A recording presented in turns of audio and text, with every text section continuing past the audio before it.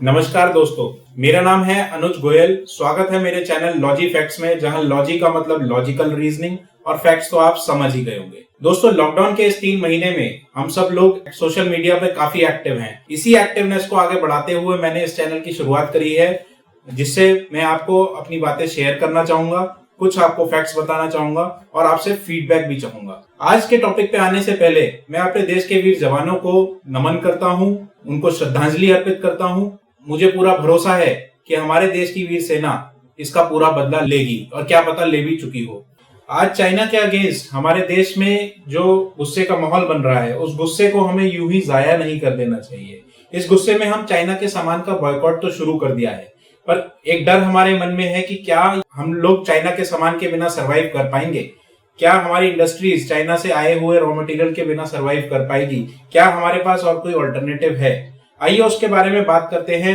लेकिन उससे पहले एक चीज जानते हैं कि कैसे चाइना ने सिर्फ हमारे देश ही नहीं, पूरी दुनिया में एक अपना वर्चस्व बना रखा है एक्सपोर्ट मार्केट के थ्रू, और उसके क्या रीजंस रहे, कैसे उन लोगों ने क्या माल प्रैक्टिसेस करी, जिसकी वजह से आज चाइना जहां है वहां कैसे है।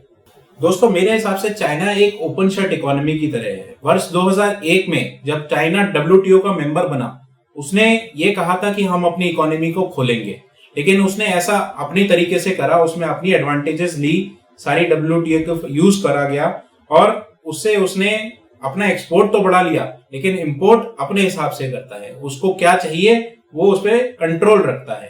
कैसे वो कंट्रोल करता है? सबसे पहले हम बात करते हैं बैनिंग की।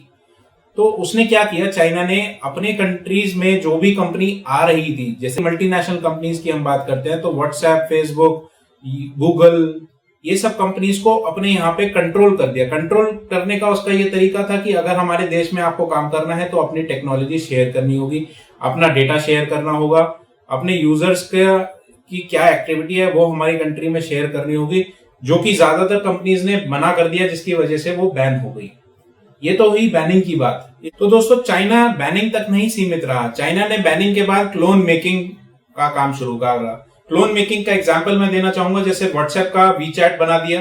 जैसे उसने व्हाट्सएप को रोक दिया कि हमारे देश में एंट्री नहीं करेगा अगर नई डेटा शेयर करेगा, तो उसने अपने यहाँ की एक कंपनी को क्रिएट करा और व्हाट्सएप की जगह वीचैट शुरू कर दिया। ऐसी एक नहीं, दी लिस्ट इज एंडलेस। ट्विटर का वाइबो है, यूट्यूब का टेंसेंट वीडियो है, योकू है, गूगल का बाइडू है, अमेजोन का अलीबाबा है, एप्पल का MI, OnePlus, ये सभी कंपनीज का उसने कॉपी करने का कैसे तरीका अपनाया, वो है intellectual property theft. Intellectual property theft और सेकंड है टेक्नोलॉजी ट्रांसफर। चाइना ने एक रूल बनाया कि अगर हमारे देश में काम करना है तो पहले तो टेक्नोलॉजी ट्रांसफर करनी होगी। टेक्नोलॉजी ट्रांसफर जिसमें कुछ कंपनीज ने एक्सेप्ट कर लिया, जैसे कि एप्पल ने एक्सेप्ट कर लिया, अमेजोन ने एक्सेप्ट कर लिया कि टेक्नोलॉजी हम ट्रांसफर कर देंगे। तो वो टेक्नोलॉजी ट्रांसफर करनी है लोकल चाइनीज पार्टनर को। तो चाइनीज पार्टनर को ये पता लग गया कि ये कंपनीज काम कैसे करती हैं। ऐसे ही intellectual property theft. Intellectual property theft होता है जो कि एक हर पूरे दुनिया में एक रूल है कि अगर एक कंपनी ने एक प्रोजेक्ट, एक टेक्निक डेवलप कर ली, आप उसको बिल्कुल रेप्लिकेट, बिल्कुल कॉपी नहीं कर सकते। ये चीज चाइना में इसलिए पॉसिबल है क्योंकि एक डिक्टेटर कंट्री है, जहां पे चाइनीज कम्युनिस्ट पार्टी का रूल है और वहां पे कोर्ट में आप इसके खिलाफ नहीं लड़ सकते। ये सिर्फ चाइना में ही पॉसिबल है। हमारे देश में बात करेंगे तो अगर हम बिल्कुल उसको कॉपी करेंगे तो अगले दिन ही जेल हो जाएगी जो कंपनी इस काम को करेगी। थर्ड हम बात करते हैं डंपिंग की। डंपिंग क्या होती है दोस्तों? डंपिंग है over supply of any product.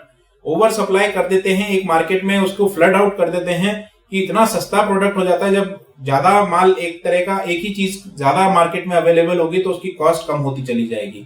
जो लोकल प्लेयर्स है, जो लोकल कंपनीज है, जैसे इंडिया में एग्जांपल करते हैं टॉयज की। आज से 20 साल पहले चले जाएं तो खिलौने इंडियन मेक बहुत मिलते थे, लेकिन अब आप मार्केट में जाएंगे तो 90% चाइनीज का कब्जा है।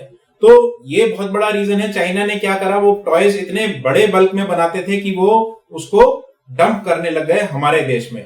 डंप करने के लिए एक बेनिफिट तो ये था कि ज्यादा बनाए, दूसरा होता है कि चाइना की कंट्री सब्सिडाइज कर रही है उस प्रोडक्ट को। चाइना अपने एक्सपोर्टर्स को पैसे दे रही है इंडिया में माल बेचने के लिए, तो ये भी एक बहुत बड़ा सब्सिडाइजिंग और डंपिंग, ये दोनों उसने टैक्टिक्स अपनाई हमारे देश में ही नहीं सारी दुनिया में।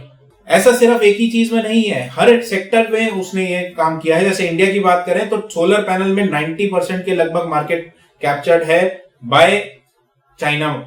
सेकेंड बात करते हैं रॉ मटेरियल ऑफ मेडिसिन, वहां पे भी 90% कुछ प्रोडक्ट्स में 90%, और ओवरऑल की हम बात करते हैं तो चाइना ने 70% मार्केट रॉ मटेरियल का कैप्चर कर रखा है इंडिया का।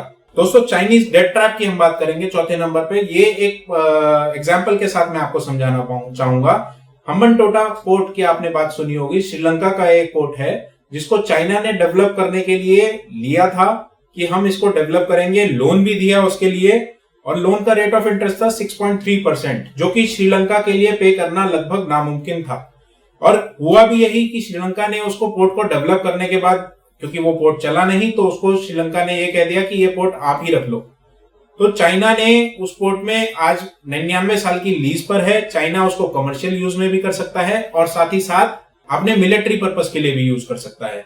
तो ये एक स्ट्रेटेजी उसकी सिर्फ एक पोर्ट के लिए नहीं, ये सभी पोर्ट के लिए। हम बात करते हैं स्ट्रिंग ऑफ पर्ल्स, जो चाइना ने एक इसको नाम दिया है स्ट्रिंग ऑफ पर्ल्स, जो कि दिखाता वो ये है कि हम कमर्शियल यूज के लिए करेंगे, लेकिन पूरी दुनिया में इसका डर है कि वो चाइना अपने कमर्शियल के साथ साथ मिलिट्री पर्पस के लिए भी यूज कर सकता है और करता है। दोस्तों स्ट्रिंग ऑफ पर्ल्स के अलावा चाइना ने बेल्ट एंड रोड इनिशिएटिव भी एक एक्टिविटी चला रखी है, जो कि चाइना का डेट ट्रैप में ही कहूंगा। ये एक रोड बनाने का टारगेट है चाइना का एशिया से लेके यूरोप तक, ताकि वो अपनी कंट्रीज में, जो इन कंट्रीज में अपना सामान भेजना चाहे, वो रोड से बाय ट्रांसपोर्ट चला जाए। वहां भी उसने यही करा है, पहले लोन देता है, फिर उसके बाद अगर वो लोन रीपे नहीं होता है तो उसको अपनी लीज पे ले लेता है, या उसको अपने मिसयूज करने के लिए कभी भी कर सकता है। दोस्तों पांचवा हम बात करेंगे चाइना का करेंसी मैनिपुलेशन का। चाइना अपनी करेंसी को अंडर वैल्यूड रखता है, जो हम बात करें तो 30 से 40% तक अंडर वैल्यूड है उसकी करेंसी, जिससे उसके एक्सपोर्ट्स को फायदा होता है। और ये पॉसिबल तभी है जब वो ओपन करेंसी ना हो। जैसे हम इंडिया की बात करें तो डेली फ्लक्चुएशन होते हैं, लेकिन चाइना की करेंसी में ऐसा बहुत कम होता है। दोस्तों छठी हम बात करेंगे चाइना के स्टेट कंट्रोल्ड मीडिया की। ये मीडिया किसी भी तरह का हो, चाहे वो न्यूज चैनल हो, चाहे वो न्यूज़पेपर हो, चाहे वो सोशल मीडिया हो, चाइना की गवर्नमेंट का उस पर पूरी तरह से कंट्रोल है। क्या छापना है, ये सब कंट्रोल स्टेट के द्वारा ही किया जाता है, और ये पॉसिबल तभी है जब वो एक डिक्टेटरशिप हो। तो ये ऊपर के जितने भी हमने पॉइंट्स करे, ये सब इसीलिए पॉसिबल हुए क्योंकि वहां पे स्टेट कंट्रोल मीडिया हो रहा है। स्टेट कंट्रोल मीडिया का अभी हाल ही का एग्जांपल मैं आपको देता हूं, डॉक्टर आई फेन, जो कि जिन्होंने कोविड-19 का विसल ब्लोअर कहेंगे, जिन्होंने इसके बारे में जानकारी पूरी दुनिया को दी थी कि ये कोरोना वायरस फैल रहा है।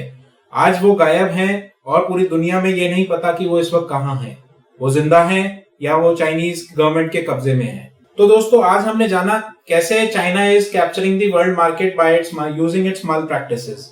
अगले वीडियो में हम बात करेंगे कैसे हम चाइना के सामान को बॉयकॉट कर सकते हैं एज एन इंडिविजुअल, और कैसे हमारी गवर्नमेंट इस पे काम कर रही है या क्या काम कर सकती है, जिससे आने वाले समय में हमारा देश $10 ट्रिलियन इकोनॉमी बने। आशा करता हूं आपको ये वीडियो पसंद आया तो लाइक करें, शेयर करें, सब्सक्राइब करें। जय हिंद, जय भारत।